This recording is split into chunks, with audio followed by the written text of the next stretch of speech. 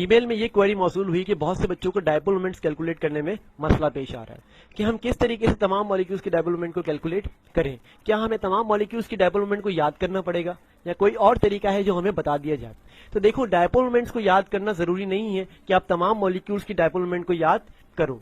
Important चीज ये है कि आपको ये टेबल याद होना चाहिए जो कि इलेक्ट्रोनेगेटिविटी टेबल है, priority table, fluorine, oxygen, chlorine, nitrogen, bromine, so on and carbon and hydrogen. ये टेबल आपको, ये इलेक्ट्रोनेगेटिविटी टेबल आपको याद होना चाहिए।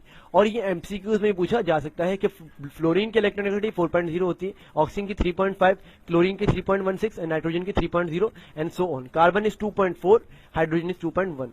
अब ब्रोमीन और कार्बन के दरमियान कुछ एलिमेंट्स आते हैं जिसमें फॉस्फोरस है एंड डिफरेंट एलिमेंट। तो आपके पास ये प्रायोरिटी टेबल आपको याद होना चाहिए, ठीक है। अब आपके पास सवाल है, dipole moment of given molecules BF3, NF3, NH3 are such that. तो आपको बताना है कि BF3, NF3, NH3 इन तीनों में से किसकी डायपोल मोमेंट सबसे ज्यादा है, देन फिर किसकी है, देन फिर किसकी है। तो आपको अरेंज करना है इन डिक्रीजिंग ऑर्डर कि किसकी सबसे ज्यादा है। तो मैं सबसे पहले बात करता हूं BF3 मॉलिक्यूल्स की। तो BF3 की डायपोल मोमेंट 0 होती है। अब रीजन आता है क्यों होती है। तो हम अगर इस मॉलिक्यूल में कंसीडर करें नाइट्रोजन की जगह बोरोन को और यहां पर 3 फ्लोरीन लगा दें, तो फ्लोरीन होता है मोर इलेक्ट्रोनेगेटिव, तो इलेक्ट्रॉन डेंसिटी को वो अपनी तरफ अट्रैक्ट करेगा। तो बोरोन पे आ जाएगा पार्शियल पॉजिटिव चार्ज और फ्लोरीन पर आ जाएगा partial negative. As you know that bromine जो होता है, ब्रोमीन ट्राइफ्लोराइड, वो सिमेट्रिकल होता है इन अ सेम प्लेन।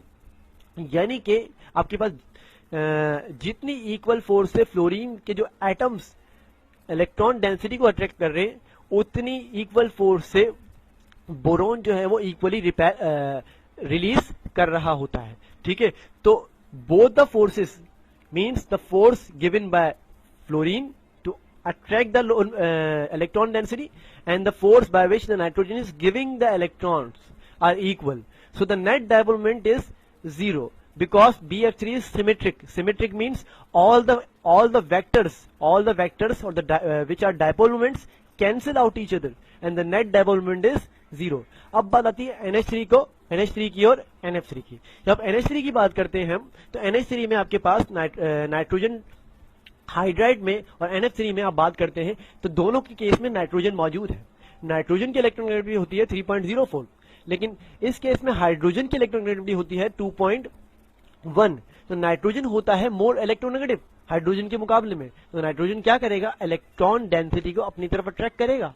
तो इस बिना पर नाइट्रोजन पे आ जाएगा पार्शियल नेगेटिव चार्ज और इन तीनों हाइड्रोजन पे आ जाएगा पार्शियल पॉजिटिव चार्ज। लेकिन अगर मैं यहां बात करूं तो यहां उल्टा हो जाता है, यानी कि नाइट्रोजन पर है पार्शियल पॉजिटिव चार्ज, लेकिन फ्लोरीन 3 फ्लोरीन पर है पार्शियल नेगेटिव चार्ज। तो फ्लोरीन के जो एटम्स हैं आपके पास, वो इलेक्ट्रॉन डेंसिटी को अपनी तरफ अट्रैक्ट करेंगे, जिसकी वजह से फ्लोरीन पर आ जाएगा पार्शियल नेगेटिव चार्ज, लेकिन नाइट्रोजन पे आ जाएगा पार्शियल पॉजिटिव चार्ज। अब ये तो हमने मालूम कर लिया कि किस पर पार्शियल पॉजिटिव है, किस पर पार्शियल नेगेटिव है। अब मालूम करते हैं कि डायपोल मोमेंट कैसे कैलकुलेट की जाएगी। अगर आप यहां देखें तो नाइट्रोजन पर है नेगेटिव चार्ज और nitrogen is a group 5 element, so nitrogen has also a lone pair. This lone pair repels this negative charge. ये लोन पेयर ऑफ इलेक्ट्रॉन जिस पर नेगेटिव चार्ज होता है, वो इस पार्शियल नेगेटिव चार्ज को रिपेल करेंगे। इस रिपल्जन की वजह से जो लोन पेयर है वो ऊपर शिफ्ट हो जाएगा। ऊपर शिफ्ट होने की वजह से आपके पास क्या होगा कि जो मॉलिक्यूल है उसका एंगल इंक्रीज हो जाएगा। ये कैसे इंक्रीज होगा, आप यहां देख सकते हैं, lone pair bond pair repulsion, यानी ये बॉन्ड पेयर है और ये लोन पेयर है, ये दोनों रिपल्स करेंगे, रिपल्जन की वजह से बॉन्ड पेयर ऊपर शिफ्ट हो जाएगा और बॉन्ड एंगल एक्सपेंड कर जाएगा। लेकिन मैं इस केस में बात करूं तो लोन पेयर ये रहा और बॉन्ड पेयर ये रहा, तो लोन पेयर बॉन्ड पेयर एक दूसरे को रिपल्स करेंगे। रिपल्जन की वजह से क्या होगा कि नाइट्रोजन लोन पेयर और जो ये बॉन्ड पेयर है जिस पर पॉजिटिव चार्ज है, ये रिपेल नहीं करेंगे, एक दूसरे को अट्रैक्ट करेंगे, because they are opposite charges. एक दूसरे अट्रैक्ट करेंगे, अट्रैक्ट करने की वजह से क्या होगा, नाइट्रोजन और फ्लोरीन के दरमियान जो एंगल बन रहा है यहाँ पर, ये क्या हो जाएगा, श्रिंक्स हो जाएगा।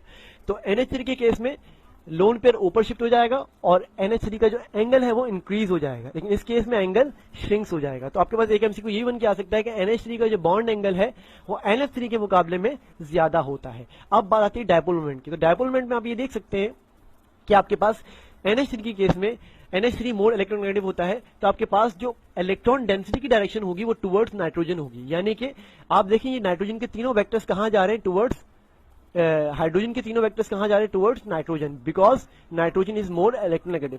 तो तीनों ये इलेक्ट्रॉन डेंसिटी की डायरेक्शन से, लेकिन डायरेक्शन ऑफ नाइट्रोजन किधर होगी? Towards lone pair. तो देखिए ये तीनों हाइड्रोजन की डायरेक्शन और नाइट्रोजन की डायरेक्शन तीनों क्या है? चारों क्या है? सेम डायरेक्शन में है।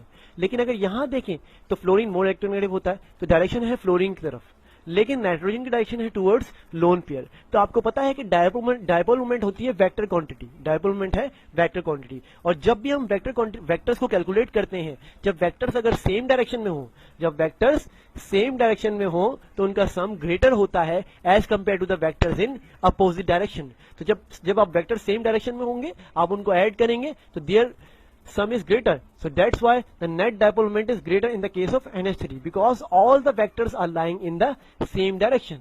But in the case of NH3, the 3 fluorine atoms are in same direction, but nitrogen is in opposite direction. So the net dipole moment is, in this case is not greater.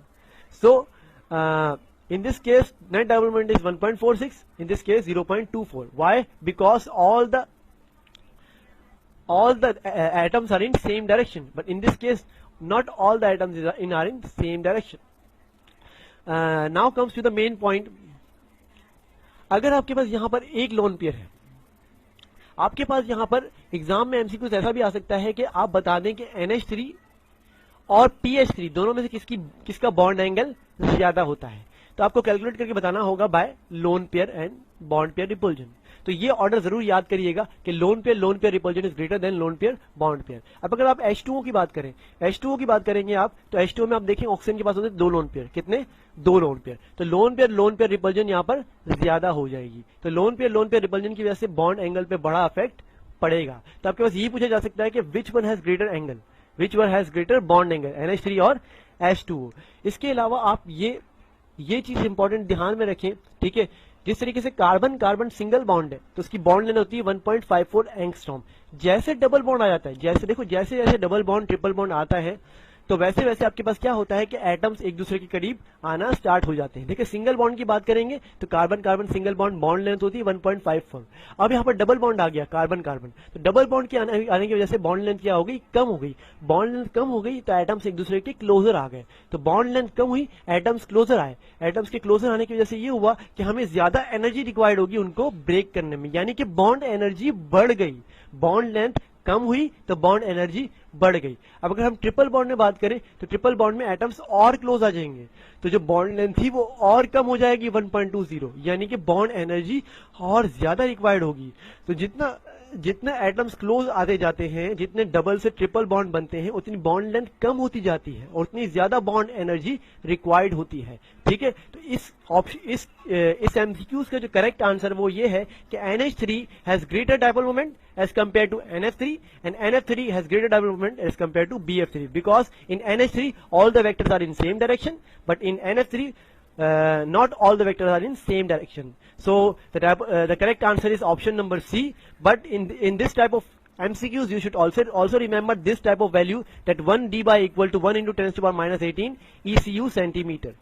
This can also be came in the MCQs. So stay watching educationisthub.com.